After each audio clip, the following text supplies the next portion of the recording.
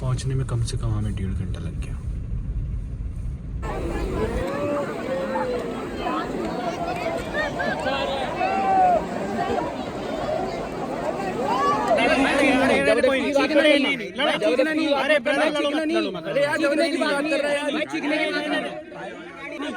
मैंने कहा मारा। कोई नहीं ब्रदर, कोई नहीं यार, मार चुराओ बहन। चलो तो हम यहाँ से आए। भाई साहब आप गलत आ रहे हो, ठीक है? अरे हम बेवकूफ हैं यार, इतनी देर से खड़े। भाई हम भी तो पीछे खड़े हैं। तो आप पीछे खड़े हो जाओ ना मेरे भाई। हम पीछे खड़े। तो आप हेलो मेरे टाइगर के यारों, आज मैं आपको दिखाने जा रहा हूँ मेरी लाइफ का पहला ट्रैफिक जाम, और वो भी कहाँ, जिम कॉर्बेट जंगल के बीचों बीच। न कभी सोचा था, न कभी एक्सपेक्ट किया था कि जंगल जहाँ लोग सुकून ढूंढने आते हैं, वहाँ मैं कार के अंदर घंटों तक फंसा रहूँगा। जहाँ मैं यूजुअली 20 मिनट में मंदिर तक पहुँच जाता हूँ, आज वही रास्ता मुझे 4 घंटे तक मेरी कार में बैठाए रखेगा। किसने सोचा था? क्या हुआ, कैसे हुआ, और जंगल के बीच ट्रैफिक का क्या मतलब है? बस देखते जाओ।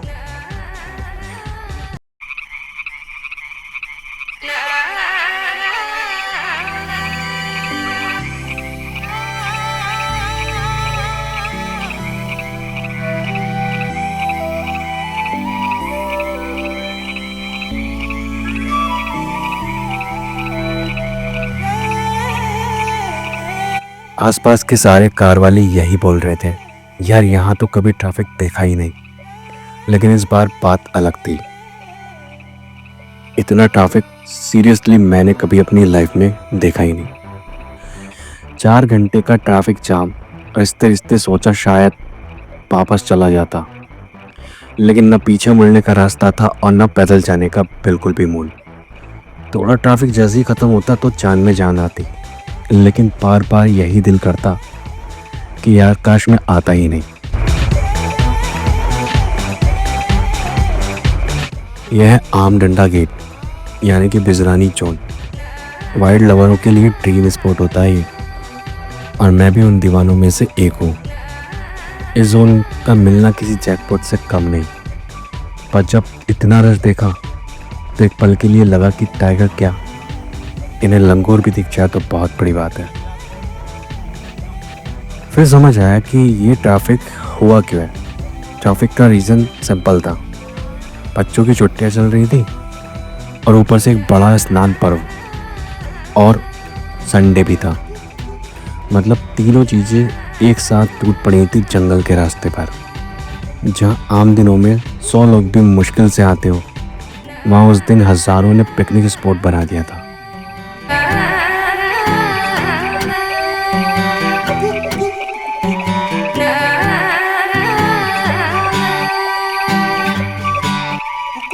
अगर सेम सिचुएशन रात को भी हुई तो टाइगर के तो मज़े ही मज़े।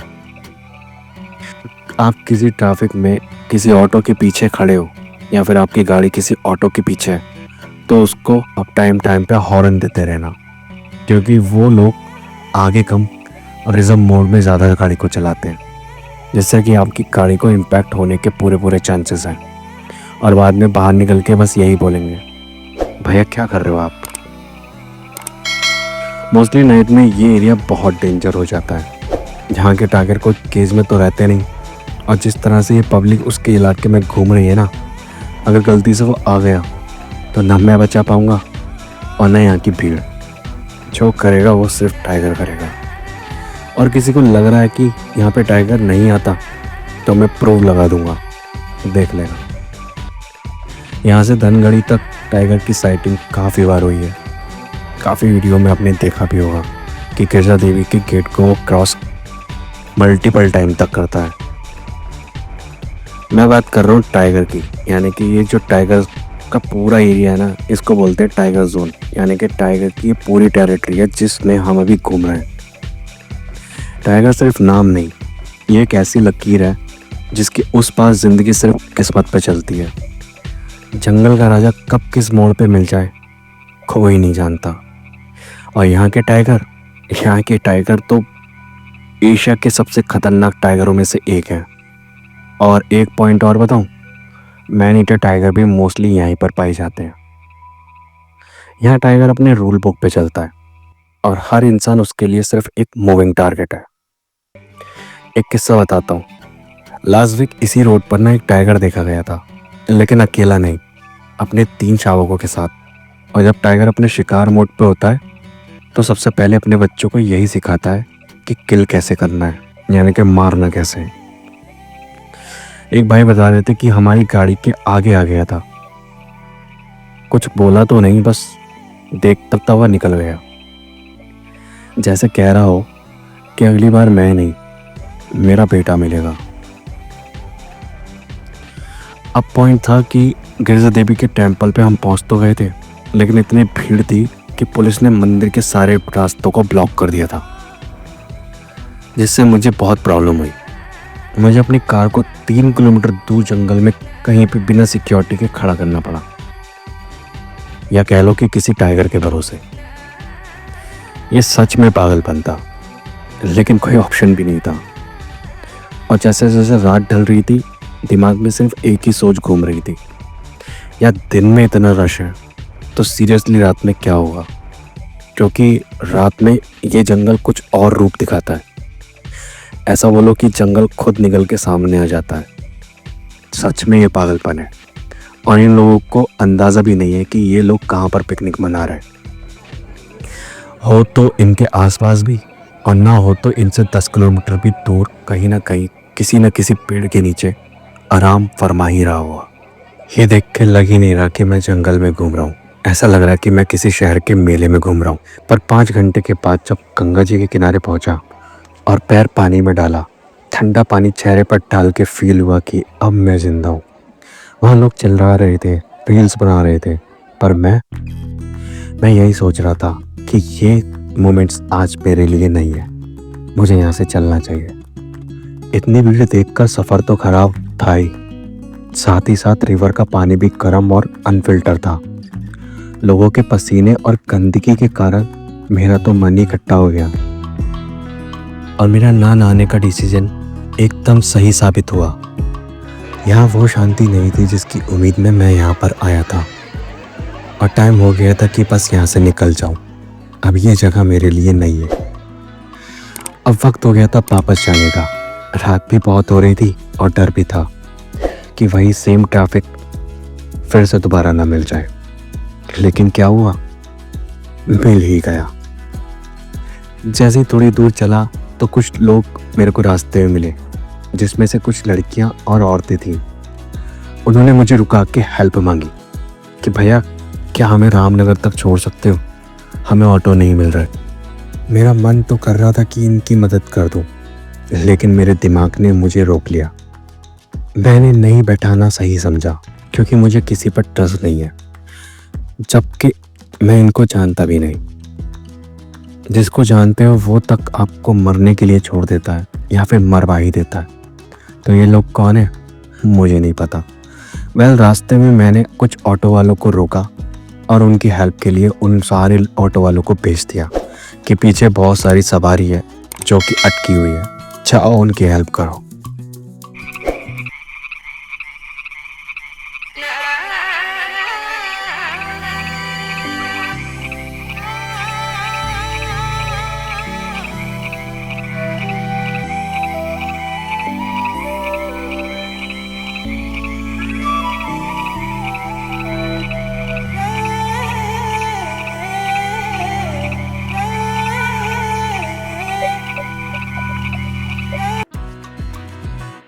उस रात जंगल में हर साया एक सवाल था और हर आवाज एक चेतावनी। आगे बस चल ही रहा था और सोचा भी नहीं था कि इस पॉइंट पे आके मेरी गाड़ी रुक जाएगी। ये पॉइंट बहुत ही ज़्यादा डेंजर है, मोस्टली रात में। दोस्तों, जो अब मैं तुम्हें बताने जा रहा हूँ ये सिर्फ एक कहानी नहीं, ये एक जिंदा सच है। 1 महीने पहले की बात है। एक बूढ़ी औरत अपने गांव के आसपास जंगल में लकड़ियां लेने गई थी। शाम का वक्त था, आसपास सब कुछ शांत था, बस पत्तों की हल्की सरसराहट और कहीं किसी चील की आवाज़, और वो घना अंधेरा जो हर चीज़ को निगल रहा था। और तभी जंगल के अंधेरे कोने से कुछ आया, ना कोई आवाज़ ना कोई हरकत, सिर्फ दो चमकती हुई आंखें एकदम से अंधेरे में जगमगाई। और उसके बाद उस औरत की एक चीख, वो चीख जंगल में इस तरह से गूंजी कि उसके आसपास जितने भी सारे लोग थे उस बूढ़ी औरत की तरफ खींचे चले आए, यानी कि उसकी तरफ दौड़े। लेकिन इतनी देर में उस टाइगर ने उस बूढ़ी औरत का काम कर ही दिया था। जैसे ही वो लोग भागे और टाइगर लोगों को देखकर टाइगर तो घबरा गया और उसने बूढ़ी औरत को वहीं छोड़ दिया। लेकिन पूरा नहीं, उसका सर टाइगर के मुंह में था। वो टाइगर कुछ पल उन लोगों की तरफ देखता रहा, जैसे कह रहा हो हिम्मत हो तो ले जाओ। उसकी आंखों में एक अजीब सा घमंड था और ताकत भी। और फिर वो जंगल के गहरे अंधेरे में गायब सा हो गया, जैसे वो कभी था ही नहीं। ये घटना कॉर्बेट के अंदर की असलियत बताती है, जहाँ हम सिर्फ मेहमान हैं और राजा ये अपने नियम खुद बनाता है। सुबह से मूड तो खराब था ही, ऊपर से पीछे से ओवरटेकिंग करता एक नशेड़ी कार लेकर आया और रास्ते को ब्लॉक कर दिया। मैं किसी भी मैटर में घुसना सही नहीं समझता जब तक पानी सर के ऊपर से ना गुजर जाए। आगे क्या हुआ खुद ही देख लीजिए। तो हम यहाँ से आए हैं। भाई साहब आप गलत आ रहे हो, ठीक है। अरे हम हम बोल रहे हैं। बेवकूफ हैं यार, इतनी देर से खड़े। अरे भाई हम भी तो पीछे खड़े हैं। तो आप पीछे खड़े हो जाओ ना मेरे भाई। हाँ, हम पीछे खड़े। तो आप आगे क्यों जा रहे हो मेरे भाई? भाई हमने फोन करके पहले पूछ लिया। जैसे आप पैदल निकल रहे हो ना, हमने पहले हाँ पहले किससे फोन करके पूछ लिया आपने? किससे फोन करके पूछा? बात कराओ ना, कौन बात कर लियो। खाली है, खाली है भाई सब। आगे से इस साइड से भाई खाली है पूरा। मेरे भाई उधर से जब गाड़ियाँ आएंगी तो आप ब्लॉक करोगे नहीं करोगे, ये बताओ यार पहले से। अरे भाई हम नहीं करे, हम इसीलिए तो बोल रहे हैं आगे से इधर से, इसीलिए तो हमने फोन पे यहाँ किया है कि इधर से ब्लॉक करने जा चुके हैं। हाँ। इसीलिए तो 10 को रोको। हम इसीलिए तो जा रहे हैं। तो भाई एक बात बताओ, वरना हमने भी आप पहले से बहस फोन क्यों लगाया। आप बहस क्यों कर रहे हो? हमारी हम भी तो लगे हुए हैं यार, हम भी लगे। बहस आप कर रहे हो, फोन में आप लेके आए हो। भाई ऑब्वियसली लेके आए हैं। अरे आप बात कराओ ना। और बताओ। अभी पुलिस वाले हमसे बोल के गए ना, आपसे थोड़ी बोल के गए। अरे पीछे से बोलते आ रहे हैं भाई पुलिस वाले। पुलिस वाला कौन आया, कौन आ रहा है पीछे से? आप बात कराओ ना, किससे किसने करी आगे? आप बात कराओ ना, किससे बात कराओ? अरे बात कराओ यार, आप जबरदस्ती की बात कर रहे हो। कॉल कराओ यार। देखो भैया कॉल कराओ। छोटे भाई कॉल कराओ। आपको आना है भाई, हल्का आपको आना है भाई हल्का, आपको आना है, आ जाओ थोड़ा हल्का। चीखना नहीं। चीखना नहीं। अरे ब्रदर लड़ो मत। अरे यार चीखने की बात नहीं कर रहा है है। यार। भाई चीखने की बात नहीं है। अरे चीखने की बात नहीं है। चीखने की बात नहीं है।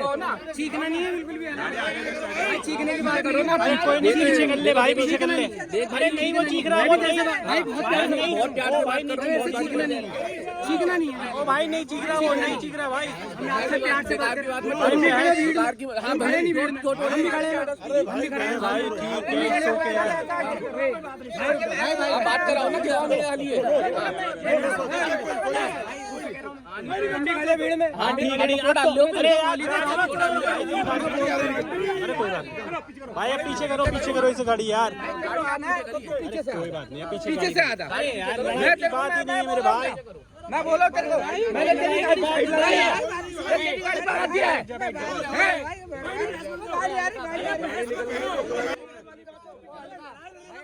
अबे भाई वो तो कुछ कह भी नहीं रहा। अबे वो तो कुछ कह भी नहीं रहा। कोई बात नहीं, हो बड़े भाई, कोई नहीं। अरे लड़ो मत यार। अरे कोई नहीं। मैंने कहा मारा। कोई नहीं ब्रदर, कोई नहीं यार। मत छुड़ाओ बहन, चलो तो यार पीछे करवा लो यार। हाँ यार झगड़ा मत करो यार। झगड़ा पीछे कर ले भाई, पीछे कर ले। चल पीछे कर ले अब इसे। अरे भाई इधर साइड में लगा ले, चाहिए पीछे लगा ले इसको। हाँ यार आजा भाई आजा। ये गाड़ी खराब है क्या? ये गाड़ी की वजह से ना निकला। बड़ा भाई गाड़ी हटाओ यहाँ पे। ये गाड़ी किसकी है? उनकी गाड़ी बना रहा था अभी। क्या? नहीं कोई बात नहीं, उनकी गाड़ी बनाई। कोई बात नहीं, कोई हाँ वो इन्होंने हेल्प करी है अभी। भैया थोड़ी पीछे ले, कोई बात नहीं यार, सॉरी। ओ भाई साइड दे दे अब तो, बस अब पीछे कर ले भाई, लड़ मत यार। लड़ कौन रहा है यार? लड़ क्यों रहे हो यार? पीछे लो। हाँ लड़ो मत, सीधे ले जा जैसे लेके आए ना भगा।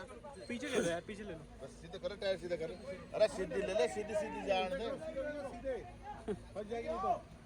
लेके आजा भाई ट्रक फटाफट जल्दी से यार, घर निकलना है भाई हमें भी।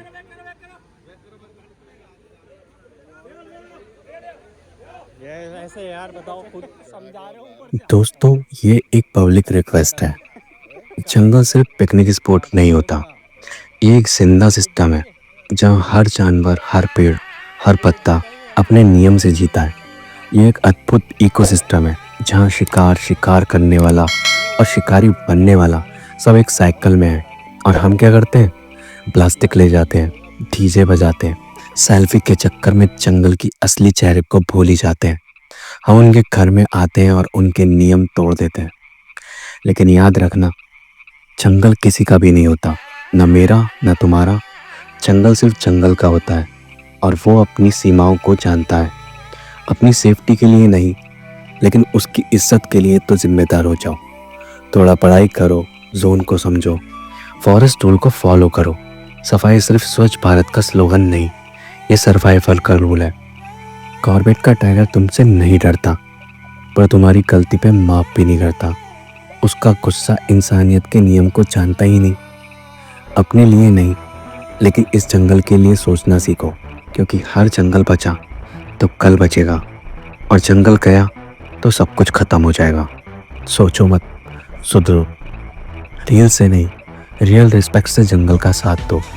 अगर मेरा इस छोटे से मैसेज से जंगल या किसी जंगली जानवर की ज़िंदगी में थोड़ा भी प्रभाव पड़ा, तो मैं समझ जाऊंगा कि मेरा सफ़र सफल था। जंगल हमेशा थैंक यू तो नहीं कहता, लेकिन वो याद ज़रूर रखता है। मिलते हैं अगले ब्लॉग में, तब तक के लिए जंगल के लिए सोचना बिल्कुल भी मत भूलना। हर हर महादेव।